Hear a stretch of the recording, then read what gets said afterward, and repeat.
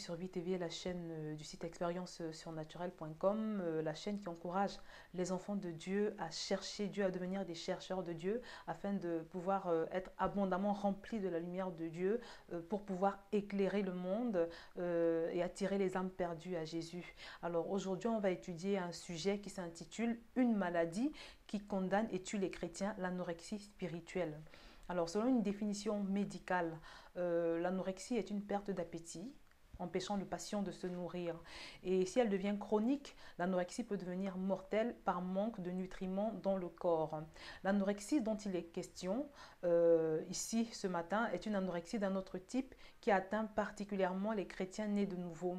Alors, l'anorexie spirituelle est une absence d'appétence ou d'attirance pour les choses de Dieu, pour la présence de Dieu, pour la parole de Dieu. Donc quand on n'a ni faim ni de Dieu, ni de sa présence, ni de sa parole, en principe, il y a de fortes chances qu'on soit spirituellement anorexique. Alors, l'anorexie spirituelle est bien réelle et fait fureur parmi les enfants de Dieu, donc parmi les milieux évangéliques, et elle est à l'origine de nombreux échecs donc, parmi le peuple de Dieu. Il s'agit d'une forme de tiédeur spirituelle qui conduit les chrétiens à vivre éloignés de Dieu. Donc, comme autre conséquence de la maladie, on a des vies ou si vous voulez des fruits qui sont de plus en plus semblables à ceux du monde, et ainsi que des témoignages qui ne sont pas du tout positifs. Alors pour commencer, quels sont les symptômes de l'anorexie spirituelle? Comment reconnaître l'anorexie spirituelle? Alors l'anorexique spirituelle n'éprouve aucune faim de la parole de Dieu. C'est-à-dire une personne qui est atteinte d'anorexie spirituelle n'éprouve aucune faim de la parole de Dieu ni de sa présence. Sa relation avec Dieu est superficielle. Cette personne peut même être amené à faire des choses pour le Seigneur, à être un serviteur de Dieu par exemple, mais son service se fait sans passion, elle stagne dans sa vie spirituelle et cette personne subit souvent les mêmes angoisses et les mêmes afflictions que les gens qui ne connaissent pas Dieu.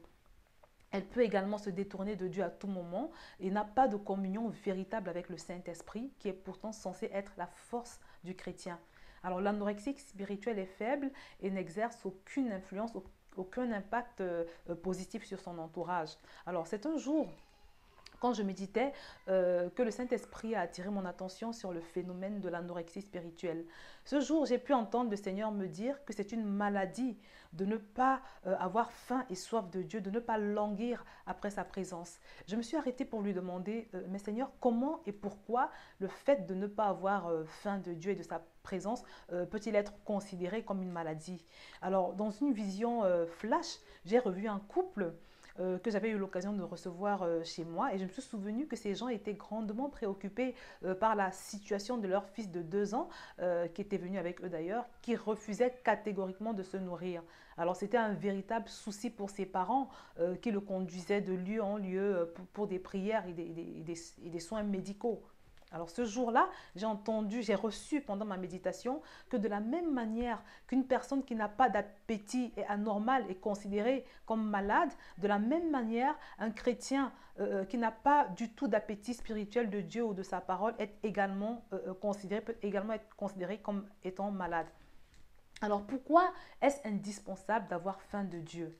Le fait d'avoir faim de Dieu va vous conduire à avoir une bonne communion avec le Saint-Esprit, à être en bonne santé spirituelle. Les personnes qui ont faim du Seigneur cherchent forcément Dieu et finissent par le trouver. Il est écrit d'ailleurs dans Jérémie chapitre 29 au verset 13, « Vous me chercherez et vous me trouverez si vous me cherchez de tout votre cœur. » Si vous vous engagez, bien-aimés, à réellement chercher Dieu, vous pourrez l'avoir et obtenir sa faveur, faire de bons choix dans votre vie et certainement vivre votre destinée.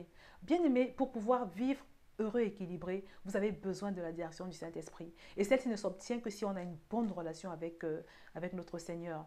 Alors, si vous n'êtes pas un chercheur de Dieu, si vous ne ressentez pas le besoin, si vous ne ressentez pas d'attrait vis-à-vis de Dieu, vous devez vous inquiéter et sérieusement. Parce que la première conséquence est que vous ne pourrez jamais développer votre relation avec le Saint-Esprit, vous ne pourrez jamais développer votre relation avec Dieu, celle-ci sera plus ou moins superficielle. Parce que Dieu ne se révèle que là où il voit la faim et la soif.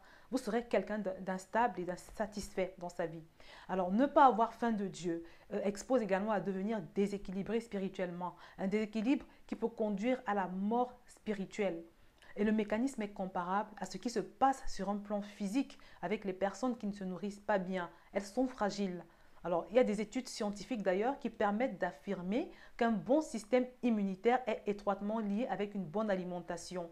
De la même manière, quand on ne se nourrit pas bien sur le plan spirituel, on est faible et vulnérable. La moindre tempête nous ébranle, le moindre vent nous fait tomber. Et la fin de Dieu détermine toute la vie du chrétien. Jésus nous dit d'ailleurs dans Matthieu au chapitre 4, verset 4, l'homme ne vit pas seulement de pain, mais de toute parole qui sort de la bouche de Dieu. Alors, la fin de Dieu est le détonateur, le potentiel qui est nécessaire, bien-aimé, pour obtenir toutes les choses merveilleuses que la vie chrétienne peut offrir. C'est elle qui va vous conduire à chercher et à trouver Dieu de manière à devenir proche de lui. Se rapprocher de Dieu est nécessaire pour obtenir ses révélations concernant sa volonté, ses instructions pour votre vie. Alors, je vais vous partager un témoignage, celui d'une femme qui a obtenu son miracle après 40 années de stérilité. Elle est restée stérile pendant 40 ans, cette sœur. Et puis, à un moment donné, elle a décidé de chercher la face de Dieu pour essayer de comprendre. Et dans cette recherche, elle a simplement rejoint une dimension qu'elle n'avait jamais atteinte auparavant dans sa relation avec Dieu. C'est aussi pour dire que l'absence de passion de Dieu dans votre vie est probablement ce qui explique la ténacité de certaines forteresses dans votre existence depuis des années. Ce vide qu'il y a au niveau du contact qui devrait normalement exister entre le Dieu pourvoyeur, le Dieu qui peut toutes choses. Donc ce vide entre Dieu et vous est probablement ce qui explique que cette montagne soit encore devant vous depuis des années. Alors, maintenant, on va voir comment reconnaître un chrétien en bonne santé. Alors, comment reconnaître un chrétien en bonne santé? Normalement, avant toute chose, un chrétien normal doit brûler pour Dieu. Et c'est certainement ce qui a poussé notre Dieu à déclarer: je connais tes œuvres, je sais que tu n'es ni froid ni bouillant. Puisses-tu être ou froid ou bouillant, ainsi, parce que tu es tiède et que tu n'es ni froid ni bouillant, je te vomirai de ma bouche. Apocalypse chapitre 3 verset 14. Alors un chrétien normal ne rate aucune occasion de se retrouver seul en tête à tête dans la présence de son Dieu. Il ne s'accroche à rien ni à personne. Il a compris Colossiens 2,10 qui déclare: vous avez tout pleinement en lui qui est le chef de toute domination et de toute autorité. Alors un chrétien normal a par ailleurs découvert ce que représente le royaume de Dieu. La faim de Dieu est naturelle chez un chrétien normal, tout comme la faim des aliments ou de la nourriture l'est pour tout être humain normal. Alors pour finir, comment guérir de l'anorexie spirituelle?